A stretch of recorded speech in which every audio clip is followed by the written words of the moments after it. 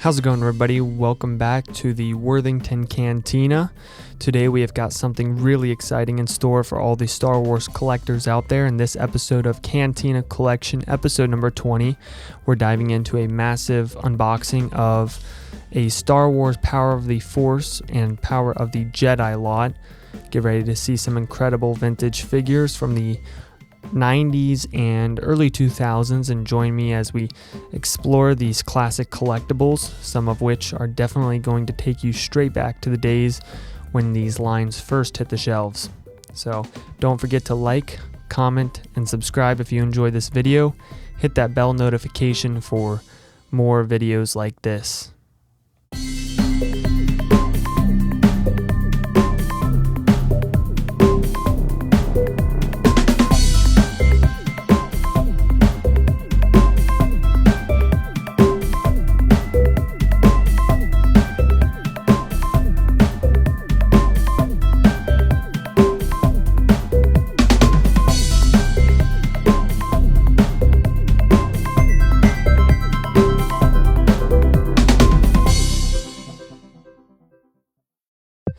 And to start off this unboxing, we have got the Power of the Force Rebel Trooper.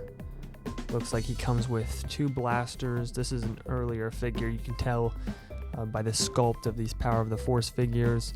Early on in this collection, they're really buff. They're really bulky figures. And this one, as you all can see, has like a six-pack and everything. So you can tell that this was one of the earlier molds, one of the earlier sculpts in this Power of the Force collection. And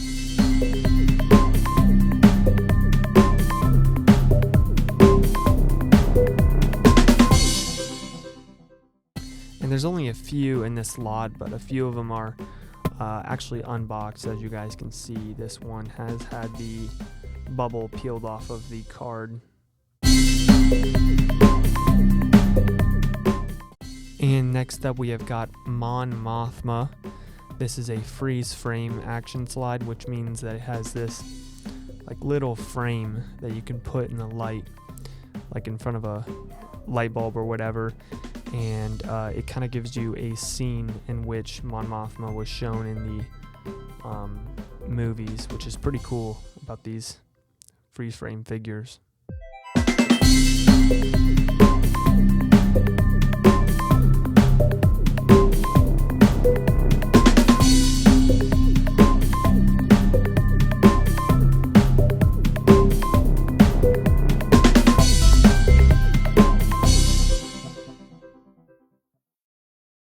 As y'all can see, she is also another one that has been unboxed, so eventually we might unbox these and make a little diorama or something with these ones. So yeah.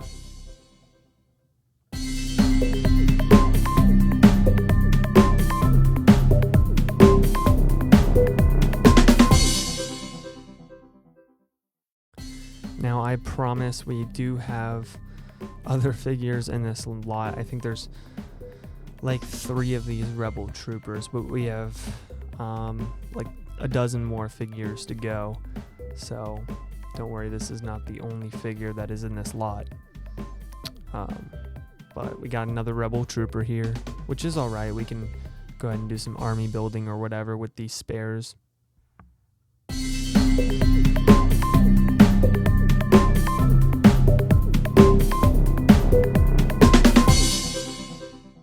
And once again, like I said earlier, you can tell this was one of the earlier figures by how bulky and how big the figure is. It looks really muscular.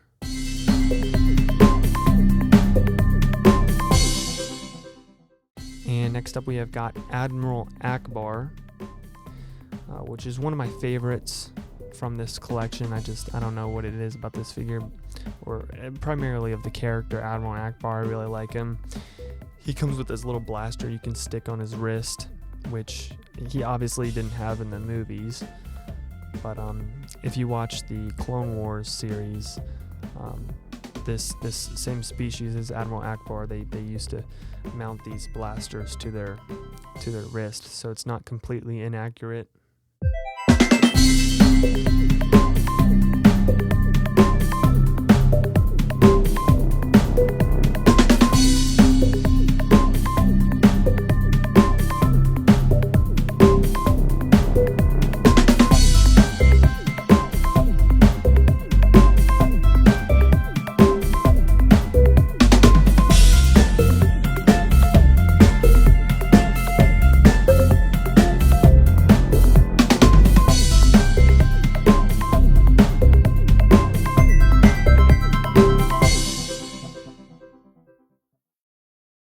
And next up we have got Ishi Tib. He also comes with a blaster, which is interesting. I don't remember him holding a blaster in the films, but also then again, he didn't really have that much screen time. This is also a freeze frame action slide, which tend to be the more valuable Power of the Force figures, is the ones with these freeze frames rather than the ones with just a little foil sticker. And once again, you can hold the figure up to the light, and that little frame there will show you a scene in which Ishi Tib was shown in the movies.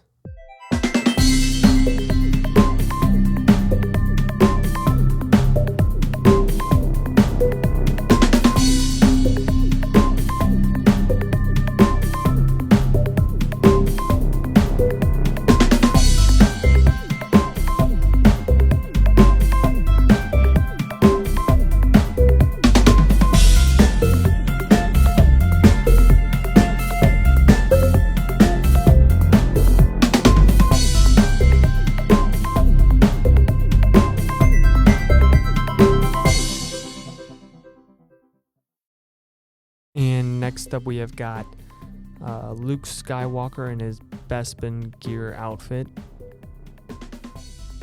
And this is a freeze frame as well. He comes with a blaster and a lightsaber.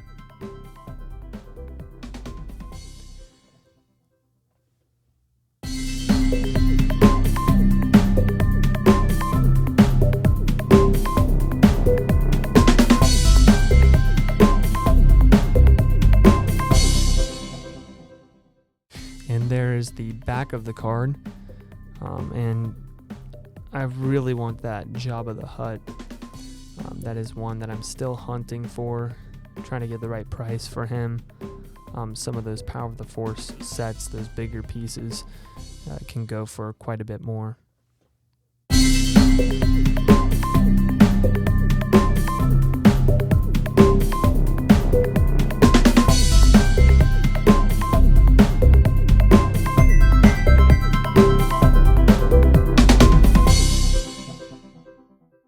And this one is a very, very interesting one. This is a expanded universe Princess Leia, which is from, it looks like Dark Empire Comics.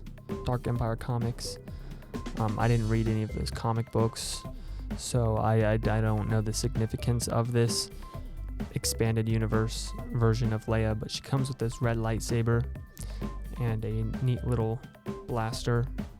And these have a little diorama display that's made out of cardboard, built into the card of the figure, which is really, really cool. And as y'all can see on the back of this card, you can see what the diorama looks like. And these are some of the more valuable figures in the Power of the Force line as well. These typically go for like $15 to $20 each. Whereas a lot of the Power of the Force figures you can buy for around $5 to $6 a piece. But some of the more rare figures you can sometimes pick up for about $10. So not that much compared to other collections.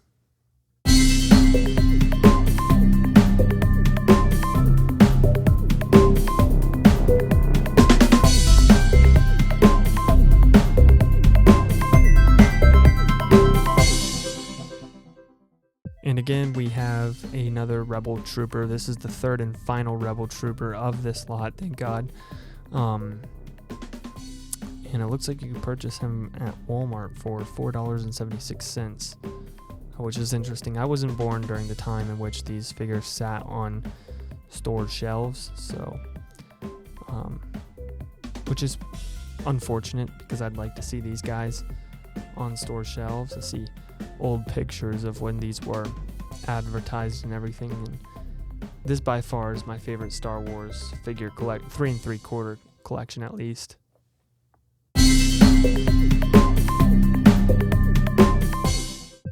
Now we have C-3PO freeze frame version of him, and he comes with this little bag, this little mesh net bag that you can put some of his parts in. This is the version where Chewbacca is seen carrying C-3PO in the bag with all of his parts, and I think it's Return of the Jedi. So I'm sure you can probably stick this bag on the Power of the Force Chewbacca and kind of replicate what happened in the films. Oh, excuse me, Bespin. So Empire Strikes Back. That's my bad.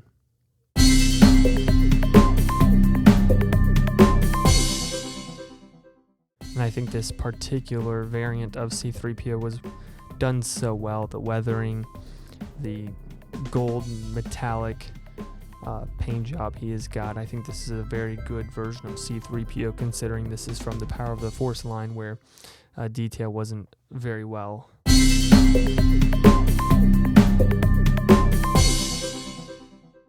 And switching it up a little bit, we've got a Power of the Jedi Lando Calrissian from, this is him in his Bespin uniform, and this is when the figures start to get a little bit better as far as sculpt goes.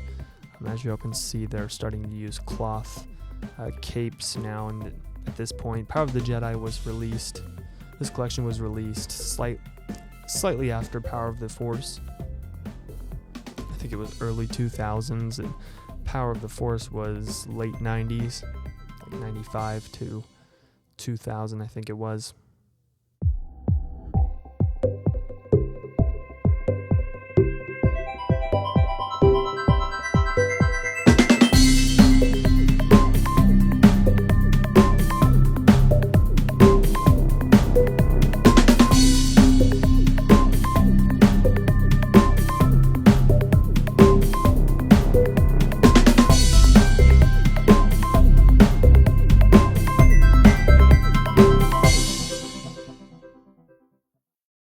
Next up, we have got General Leia Organa. This is her in her general uniform. And once again, in these Power of the Jedi collection figures, the sculpt begins to get a lot better compared to some of the earlier versions of Power of the Force figures, where they look super bulky, like very 90s look. This figure has a lot more likeness to Carrie Fisher as some of the Power of the Force variants.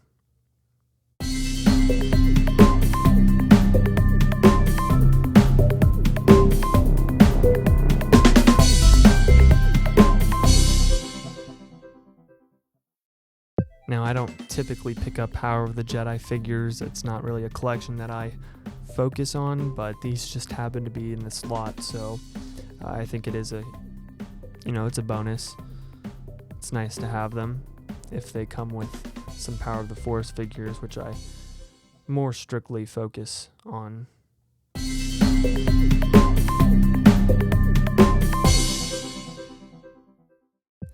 And next up, we have Power of the Jedi Ketwall. I'm not sure how to say that one, but I do not recall seeing this character at all in the Star Wars universe, so this must be a prequel era figure, because like I said, I don't really remember seeing this character at all.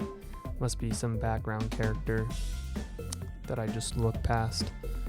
But he's an interesting one. He's got like these robotic legs and comes with these pants that cover up his legs. So very interesting figure. I'll have to search this guy up later on and figure out who he is.